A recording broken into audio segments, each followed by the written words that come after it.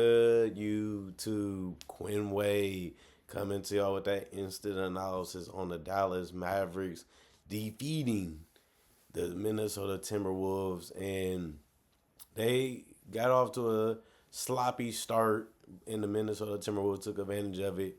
34-26 in the first quarter. They made up for it in the second quarter, 35-25. They continued that in the third quarter, 32-23. And the Wolves made they run as they did it together like a wolf pack. But it wasn't enough. 32-27 for a score of 120 to 114. The Timberwolves go to 2-2, 1-1 at home. The Mavericks improved to 3-1. And we can start off talking about the Dallas Mavericks. PJ Washington, 17 points, plus three and plus minus. He did have 5 personal fouls. That's the undisciplined and the sloppiness that I was talking about for some of their players. Um, just fouling too early, not staying in front of guys, trying to cheat, defending, and getting caught. 1 steal, 3 assists, 8 rebounds, 4 was offensive, 3 of 6 from the 3 point line, 7 of 13 from the field. Just really was able to mix it up tonight offensively when they needed him to. Gafford, 6 of 6 from the field, stayed in the paint, stayed ready to grab and go. 2 of 2 from the free throw line, 4 rebounds, 1 was offensive, 1 steal, 1 block, 3 personal fouls, plus 1 and plus minus 14 points. Good to see Gafford in double figures tonight. Kyrie Irving was in his bag, 13 of 23, 6 of 8 from 3, 3 of 5 from the free throw line. It was nothing that he couldn't do offensively tonight. 4 rebounds, 2 of them was offensive, 5 assists, 1 steals, 1 turnover, 3 personal fouls, plus 4 and plus minus 35 points. That would actually be game high for the Mavericks as Luka Doncic only scored 24 points, plus 3 and plus minus 2 personal fouls, 3 turnovers, 1 steal, 8 rebounds, 7 of them was defensive, 1 of them was offensive, 3 of 4 from the free throw line, 1 of 8 from three, 10 of 27 from the field. He's gonna have nights like this where his 3 point shot comes and goes because he is living on some tough 3 point shots in general. But that's how it's gonna be for everybody. If you're gonna take those tough step back threes and you gotta shoot over somebody and you still gotta finesse it a little bit, it's a tough shot to make. Especially when that's the primary bread and butter for you, and he couldn't really use that to his advantage, so he had to create other shots or turn down those shots for other shots, and he did that, and it helped him tonight. Klay Thompson, 2 of 7 from the field. He was only 2 of 7 from three. That was on the field goal attempts, but he also was 1 of 1 from the free throw line. He only gave you 1 rebound, 1 steal, 1 personal foul, plus 1 and plus minus 7 points. Well, if you would have told me that he would only give you 7 points and they won, I would expect huge nights from Luka and Kyrie. That's not what they really needed tonight because that's how they won by giving decent performances outside of Kyrie, who was really dominant. But Luka didn't really shoot the ball particularly well. The other starters did what they usually do, just fill in the gap, fill in the blank where they need to hit their shots. And Clay technically did decent, because he made his free throw. He didn't get in the way. He didn't do too much. He didn't try to fight for the ball. He just made shots when they was open. If they wasn't falling, he just continued to have his head up and being prepared to shoot the next one. Marshall, 0 of 3 from the field, 4 of 4 from the free throw line, 3 assists, 3 rebounds, 2 steals, 1 personal foul, plus 5 and plus minus 4 points. Lively got in some foul trouble too. He had 4 personal fouls, plus 3 and plus minus 5 points, 1 turnover, 1 block, 3 steals, 1 assist, 9 rebounds, 4 was offensive out of that, 1 of 2 from the free throw line, 2 of 3 from the field. Dinwiddie was 1 of 5, and they all was 3 pointers. 2 rebounds, 2 assists, 1 steal, 1 turnover, 2 personal foul, plus 8 and plus minus 3 points. Quentin Grimes was 3 of 5 from the field, 3 of 5 from three. That was on the attempts. 1 rebound, 1 steal, 2 turnovers, -1 and plus minus 9 points. And Jaden Hardy was 1 of 1 from the field, 1 rebound, 1 assist, 1 turnover, plus 3 and plus minus 2 points. And the rest of the guys didn't play coach's decision. 45 out of 93, that's about 48%. 16 out of 39, that's about 41%. 14 of 18, don't even miss 4 free throws, that's 77%. And that's just a decent shooting night tonight. And that was enough to get them to win. And then you look at the Timberwolves. Where are they going to get their offense from outside of Anthony Edwards, well, Julius handle Randle. Once he got that handle, he been really, really good at scoring the basketball, even if it takes up a lot of the shot clock. But one thing I would say is he's scoring and he's figuring out how to continue to get it done while he's still playing alongside Anthony Edwards in that starting lineup and the other guys too. 20 points, negative four and plus minus, four personal foul, three turnovers, two steals, seven assists, seven rebounds. Two was offensive, three or four from the free throw line, three or three from the 3 point line, 7 13 from the field.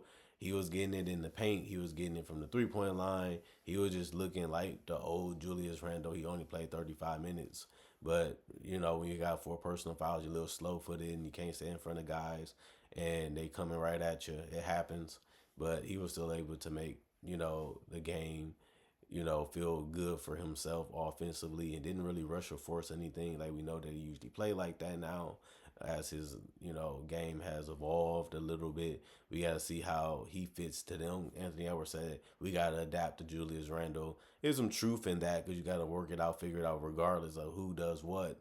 But, this team doesn't look explosive. This team don't look like they have enough firepower. This team look like they ran out of gas tonight and just couldn't get it back revved up.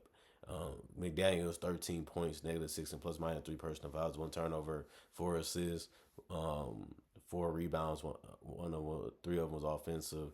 1 of 3 from the 3 point line, 6 of 11 from the field. Rudy Gobert 2 of 5 from the field, 3 of 5 from the free throw line. He also had 8 rebounds, 4 of them was offensive. One assist, two turnovers, three personal fouls, negative 8 plus minus 7 points.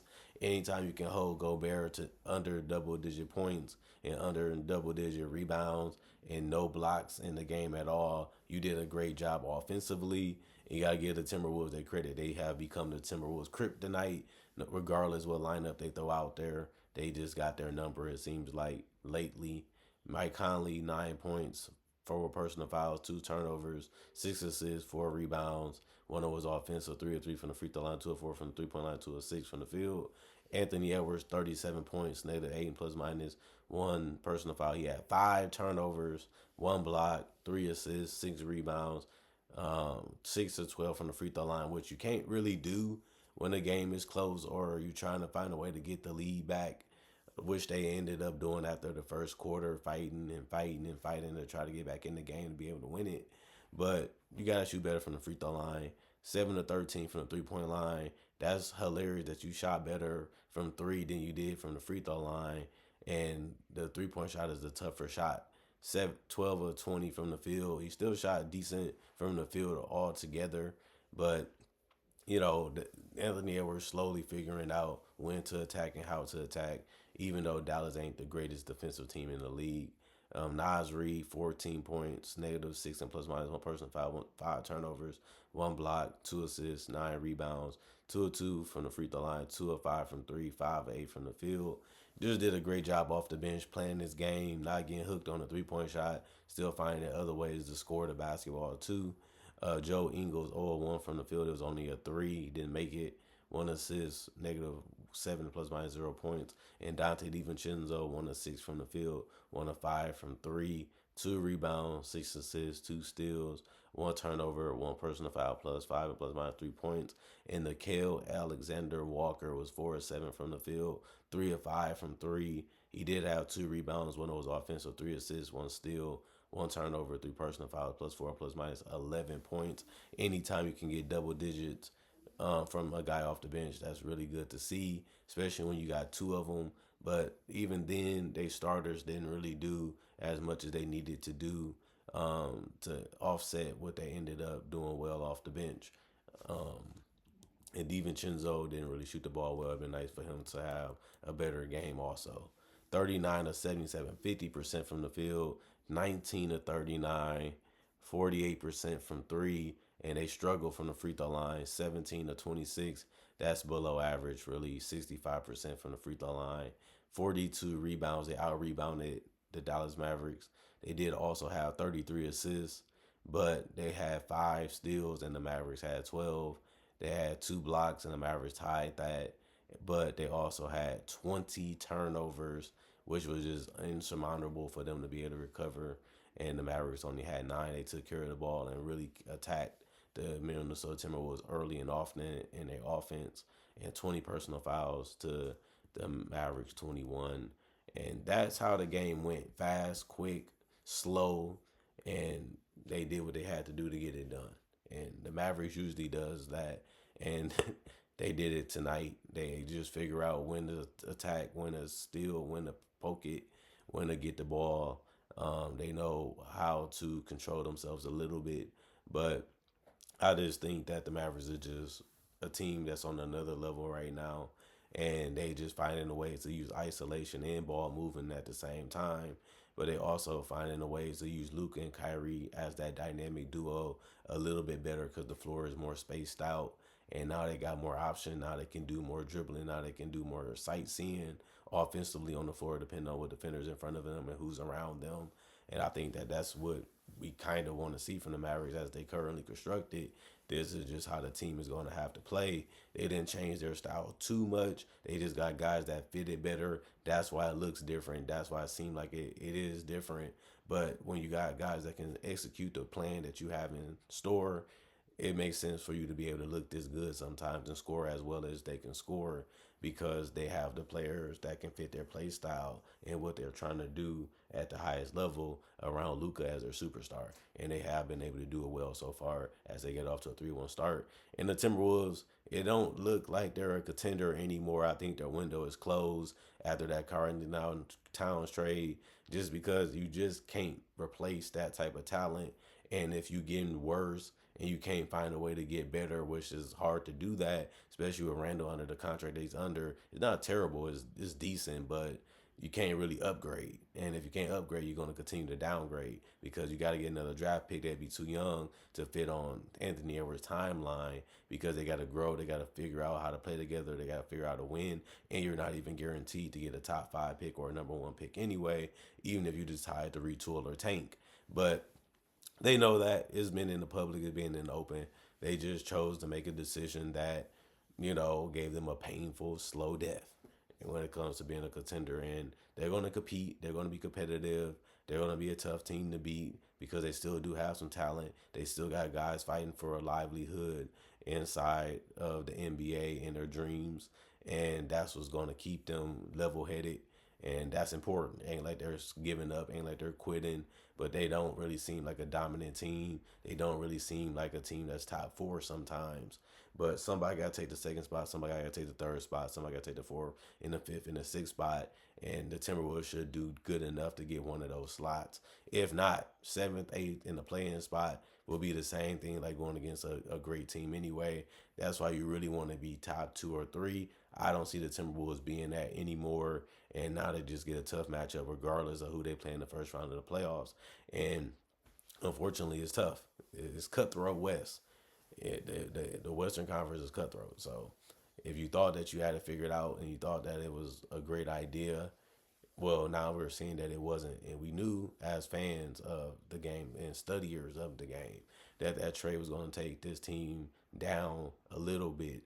And that's a significant amount of seeing it in person, seeing it every day for almost, 2 weeks because of the preseason.